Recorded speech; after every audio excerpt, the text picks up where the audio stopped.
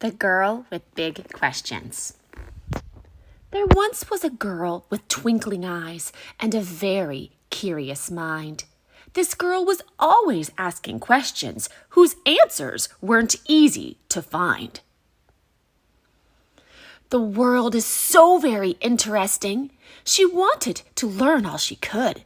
From what makes a plane stay in the sky to what makes each person good. Her days were filled with adventures galore, since her mind was so full of wonder. How long can a turtle stay in its shell? Why does lightning come before thunder? Why can't people live on the moon? What happens to stars when they fall? When will you let me stay up all night? Why even have bedtime at all? What does the dog do while I'm at school? Hey, how was the whole world made?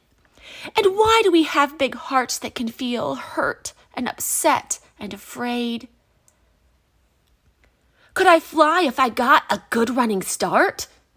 The nearest volcano is where? Are monsters real? What's Spanish for blue? Is it okay to cut my own hair? From the moment she opened her eyes for the day to the time she was tucked into bed, she'd ask and ask and ask and ask every question that popped in her head.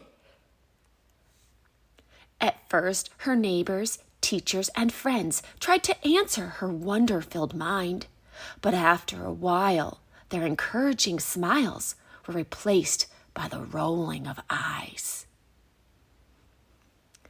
She noticed her questions were making them tense, and one day her class hit their limit. After she asked a dozen things about clouds, the class hollered, "Please stop! Just quit it!" Embarrassed, the girl tried to quiet her thoughts and not raise a voice so curious, so that no one would be too uncomfortable, or even worse, furious. But one day, she found the nest of a bird built low and exposed near the ground. Why would a nest not be in a tree? She wondered, and then looked around. She was all by herself, with no one to ask, so she ran to the library shelves.